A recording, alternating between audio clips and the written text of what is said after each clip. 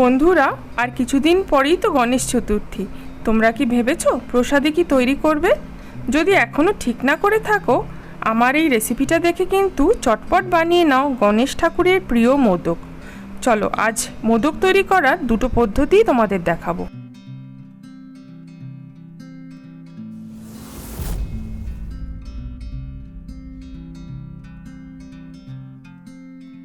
একটা ছোট কড়াই নিয়েছি, কড়াইটা গরম হয়ে গেছে।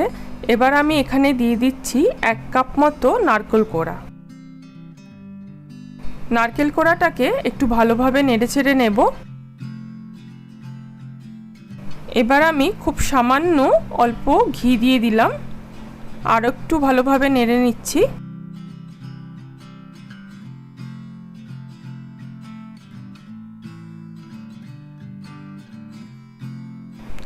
এবার এতে দিয়ে দিচ্ছি 1 কাপ মতো গুড়। আবার ভালোভাবে নাড়তে থাকবো।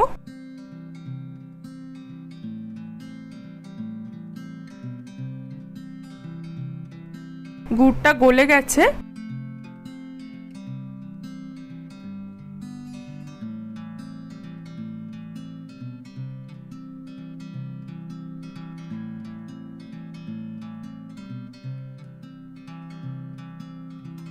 গুড়টা নারকেলের সাথে খুব ভালোভাবে মিশিয়ে একটা পুর মতো তৈরি করছি।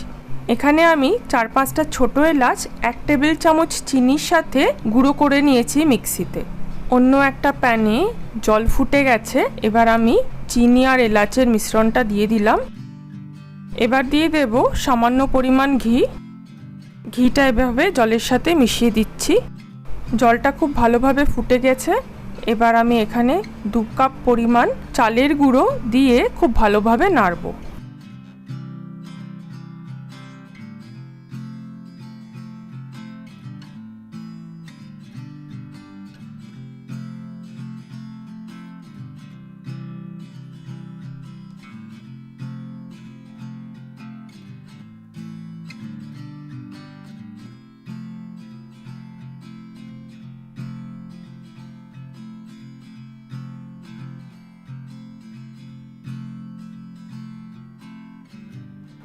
আর একটু সামান্য গরম জল আমি ওপর থেকে মিশিয়ে নিচ্ছি।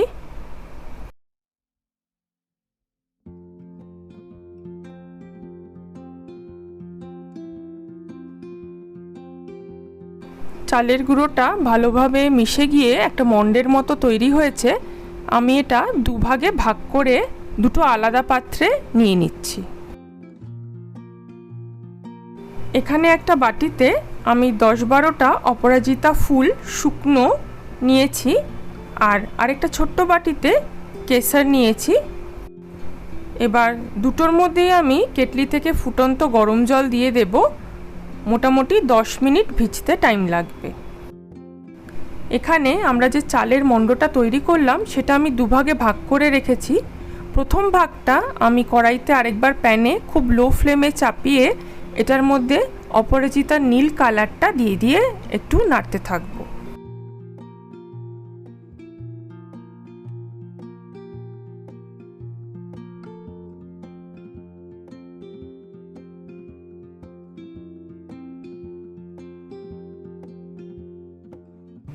এবার একটা স্টিলের পাত্রে মণ্ডটাকে নামিয়ে ওপর দিয়ে হালকা ঘি ছড়িয়ে খুব ভালোভাবে মাখতে হবে। একটু মিশ্রণটা ঠান্ডা করে নেবে, না হলে কিন্তু হাতে গরম লাগতে পারে।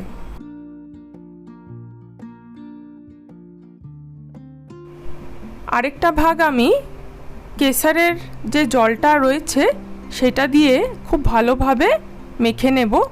এই মিশ্রণটাও খুব গরম আছে, খুব হালকা হালকা করে ঠান্ডা করে একটু মেখে নিতে হবে।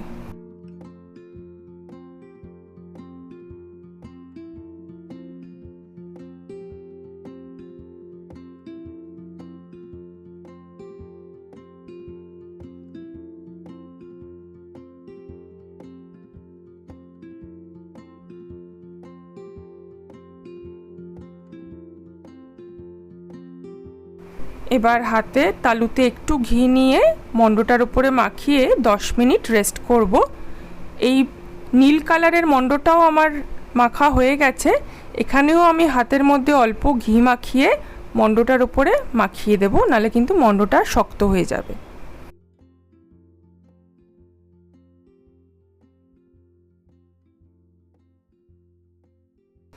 এইভাবে হাতের তালুতে একটু ঘি লাগিয়ে আমি হাতের সাহায্যে এভাবে একটা পোটলা করছি, দেখে নাও।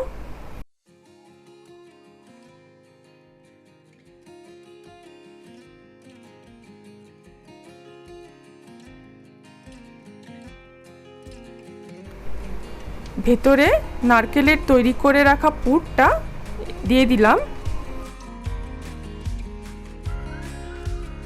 এবার হাত ঘুরিয়ে ঘুরিয়ে আস্তে আস্তে ফোল্ড করলাম আর মুখটা মুড়ে দিলাম ঠিক পিঠের মতো, আর মোদকের শেপটাও আস্তে আস্তে দিয়ে দিচ্ছি।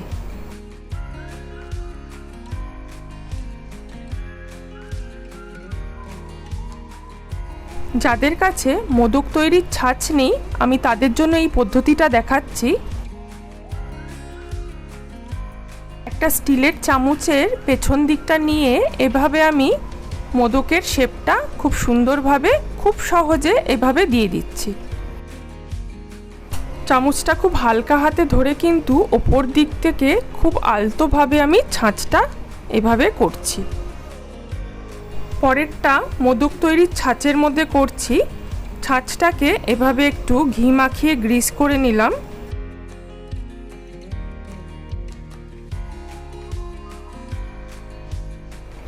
চালের মণ্ডটা এভাবে চেপে চেপে ছাঁচের মধ্যে দিয়ে দিচ্ছি দুদিক থেকেই।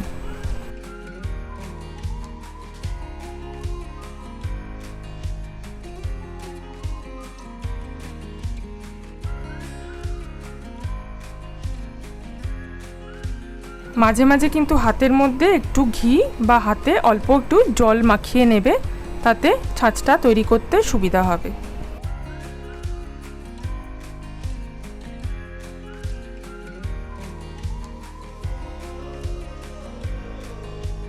ভেতরে দিয়ে দিচ্ছি নারকেলের পুর। এবার দুটোকেই এভাবে একসাথে চেপে দেব।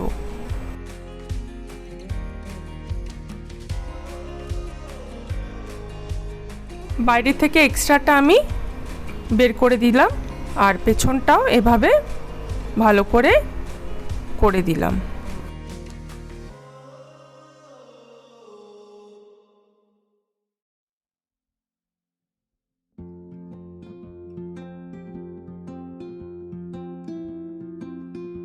এবার খুব সাবধানে ছাঁচ থেকে খুলে মোদকটা বার করে নিলাম।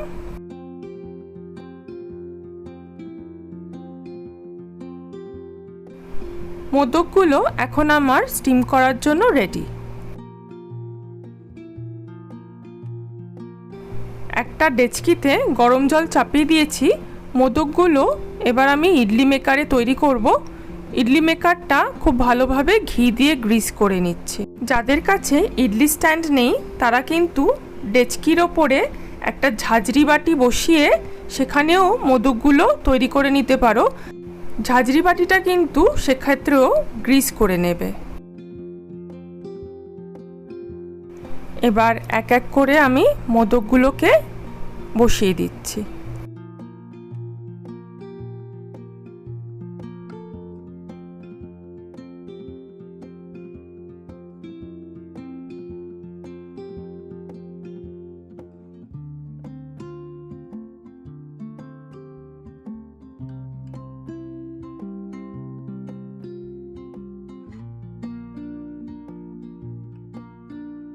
এবার উপর থেকে ঢাকা চাপা দিয়ে দিলাম 10 মিনিট।